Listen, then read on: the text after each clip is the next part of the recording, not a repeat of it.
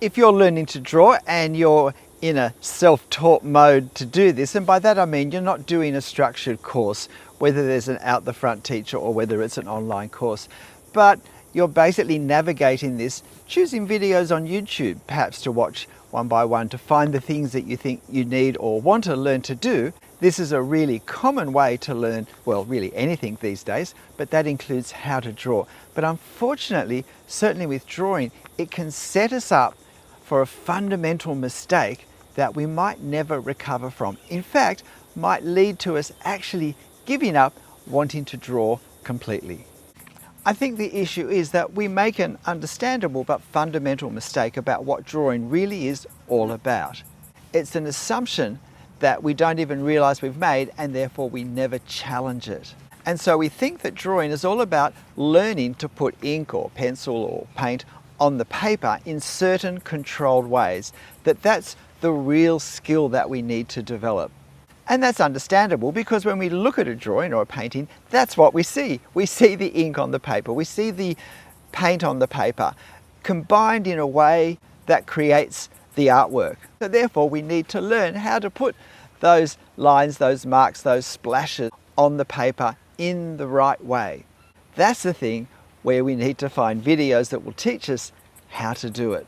And often, almost invariably, we end up searching out videos that are tips, that are tricks, that are shortcuts, that outline the bullet points, the rules even, for doing this, that, or the other. And that if we learn all of them, then we'll be able to draw or paint anything at all. That's what the people producing the videos I'm watching have done. They've learned all of these techniques and now they can draw anything. But the problem is, these things don't teach us how to draw. They're tools that we use when we draw, but the tools don't tell us what to do.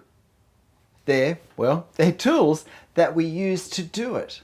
They're obviously important and they're very helpful to learn, but they don't tell us what to do, where to do it, how to do it. We have to have that already before we pick up the tools to use. They're skills, but they don't give us direction about what we're trying to do. We choose them because they'll enable us to do what we've decided we want to do.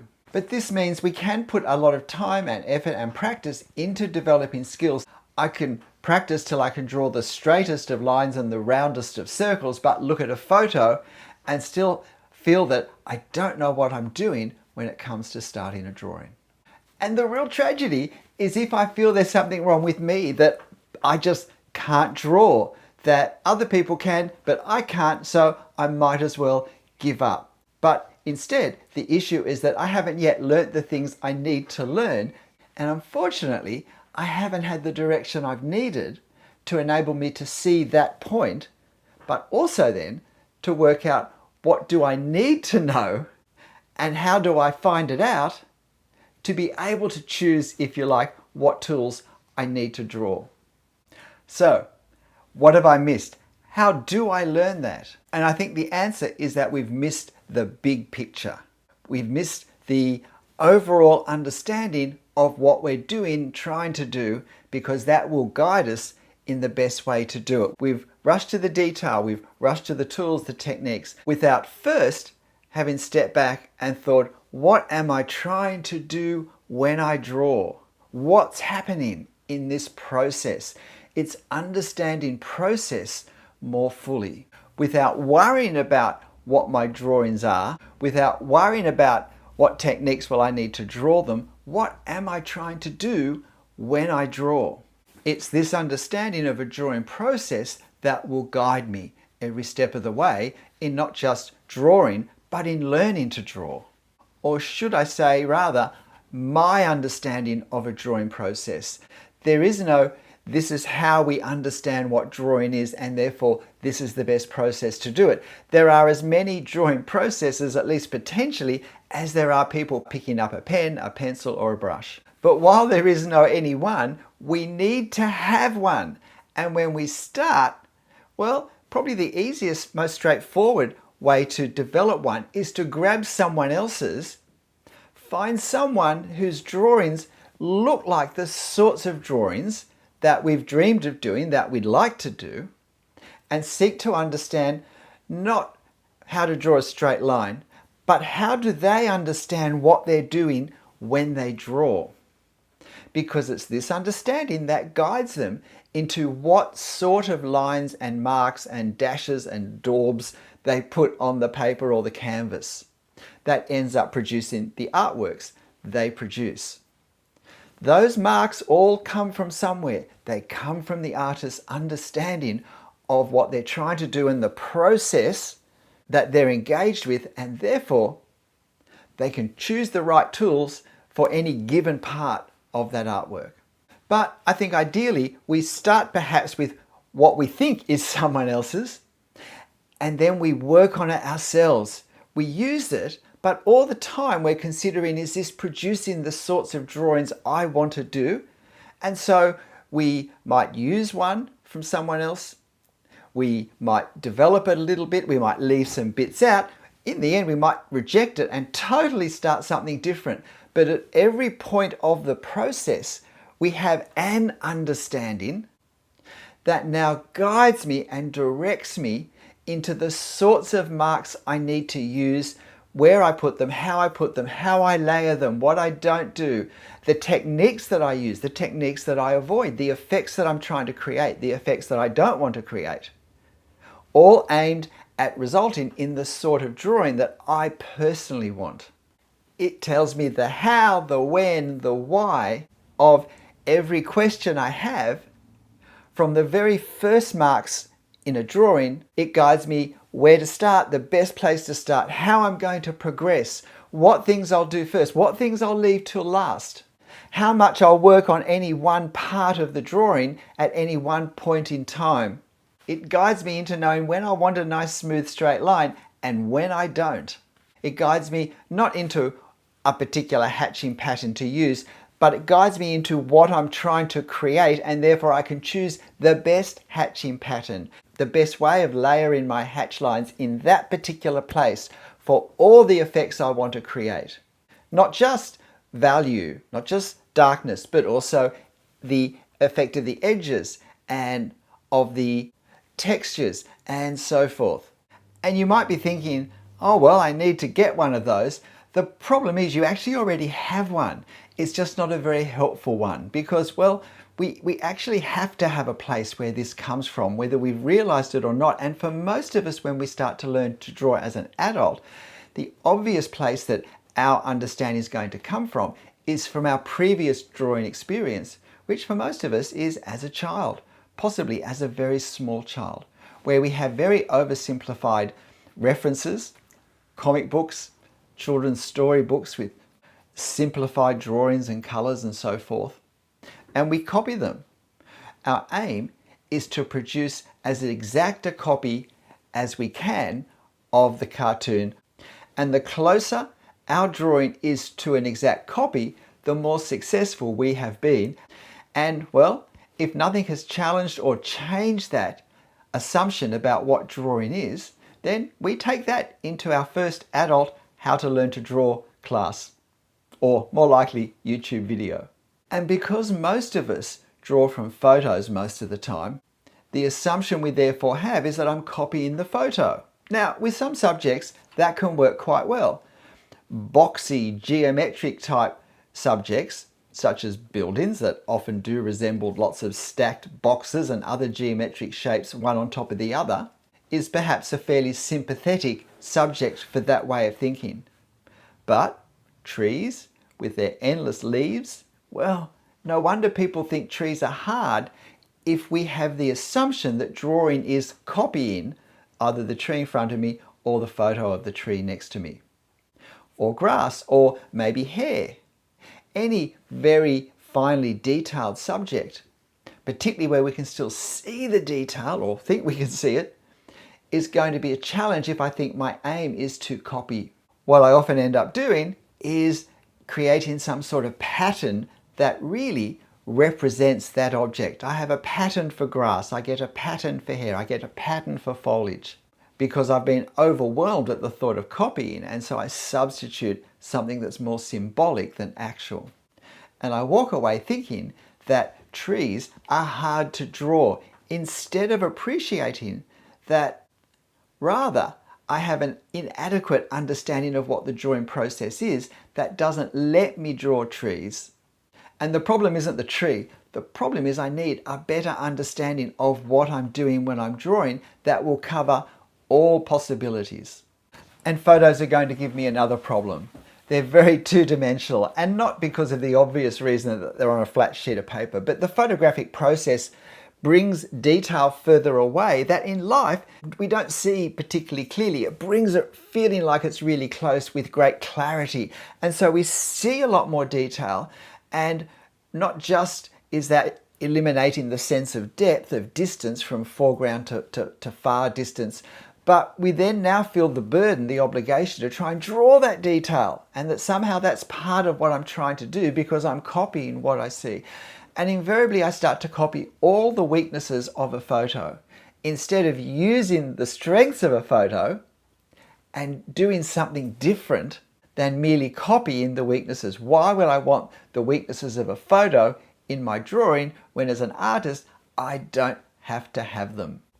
So while copying is understandable as our default understanding of what the drawing process is, it really sets us up for frustration for drawings that perhaps at the very start we can feel happy with, but not too far into our learning to draw process, we start to feel like we've hit a wall and we can't go past it, and we can't start to develop the really interesting effects that other artists seem to be able to have. We seem stuck in this very unsatisfying results place because, well, basically we've gone as far as we can go with the copying, and we feel that the answer is we just haven't found the right secret. We haven't found the right hack, the right trick, the right shortcut, the right fast track, the right set of 8 points for amazing drawings or whatever. And so we keep searching for the technique that's been hidden from us, or we perhaps start to pay money for courses thinking that that's where the really important techniques are hidden, instead of realizing we've approached the whole drawing process with a fundamental mistake. So what is a drawing process? What's a better one than copying? Well, the only one that I really have is my own. And if you've watched a lot of my videos, you've probably heard me in at least one or two of them talk about what it is. But for me, I think of drawing as a translation from one visual language into another. Whether I'm drawing from a photo or from real life, I mean, they are two different visual languages, and my drawing is a third. And so that's what I'm doing. That's how I understand it. And so when I look at my reference, I think, okay, I see this. How am I going to translate that into what I want it to say in my drawing? What tools have I got to create something that says either in a very similar way or in a very different way, but in a way that somehow says the same thing? So for instance, with trees, all those leaves, the visual language of the photo is I can see every leaf. Now I'm going to translate that into marks that don't draw every leaf, but my aim is that when you see all those marks put together, the way they're put together, they will say to you, this is a tree covered in leaves, and these are the leaves. Even though I may not have drawn a single leaf, or I may have just drawn a couple of leaves on the silhouette edge, or a couple of leaves that are closer, but perhaps not any at all. But when you see it, because of perhaps the context of the branches, but perhaps because of the shadows and the lighting, it will speak to you and it will say tree. I have translated the visual language of the photo or of the tree in front of me into marks, ink marks in my case, on the paper. That's the translation I'm talking about. And the translation process isn't just about defining outlines and shapes, because when I look in a photo or I look in life, different parts have different effects. Some parts are hard and sharp and other parts are soft and fuzzy and blurry. Some parts are bright and some parts are dull, some parts are light, some parts are dark. I want to find marks that will create all of those effects. Now the effect may be fog or smoke, Well, I can't really draw fog or smoke directly with black ink. So how do I do that? Well, I translate one visual language into another. And maybe I do that by drawing the very faint things we can see through the fog. I don't draw the fog, but I draw the impact of the fog on the things that I can see. So again, I have to use a totally different language that will say the same thing. And because after a while of this understanding and exploring what marks on the paper will create the scene that I've got will be a good translation, after a while you get more familiar with, if you like, your new language. And so you can find the right words to say what you want to say in your drawing more easily, more quickly. It's not that you learned a technique, but you've learned a way of understanding what you're doing that lets you consistently choose marks that create certain effects. And because we often tend to draw similar themes over and over again, we can consolidate quite quickly, when we have the right understanding, good ways of creating the sort of effects that I like to draw. I can draw a tree very quickly because I love drawing them. I've explored lots of possibilities of marks to create the effect of foliage, to translate the foliage of all different sorts of trees onto the paper. So they're all tools, and I can choose the ones I want to use very quickly and very easily and apply them, and I can speak them fairly fluently compared to where I was once with it all. And because it produces the sorts of drawings I want to produce, and because I start to build, if you like, a dictionary of all the words I need to speak the language on the paper, I can use that dictionary, all those tools, quite quickly now. It also means that before I even start the drawing, I can start to visualize how it's going to look at the end. And that guides me even faster in making the best choices from the words I have in my dictionary to say what I want my drawing to say at the end, if all of that makes sense. G'day, I'm Stephen Travers. Look, I hope you have found this interesting. I hope you found it helpful. If you're a beginner drawer and you've been frustrated with starting and you're still trying to find the techniques or tips that will somehow open it all up, or if you've been drawing for a while and you think you've hit that wall that I mentioned a moment ago, that you've got so far but you cannot go any further no matter what you watch or what you try and draw, then possibly this is the key to the future. It may even mean you have to back up a little bit and unlearn some things that you've learned and take some risks that might feel a bit scary, even counterintuitive, but it's worth giving it a go. And remember what I've said about the drawing process and translation and all of that. This is my way of understanding the drawing process, and if it's helpful for you to use completely or in part, fantastic. Perhaps it will lead you to a different and better way of understanding your drawing process for the sorts of drawings you want to do. So why not give this a go? And if you know someone who's learning to draw, and this has been helpful for you, please share this with them.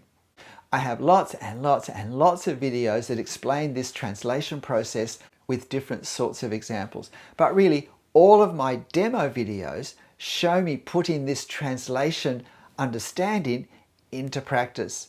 Every one of them, because it's the one I use. It's the one that guides me, that tells me what marks to put where, how, when, and most importantly, when to stop. But in the end, however you understand things or even don't understand them at all, just make sure you have fun. I'll see you next time. Bye.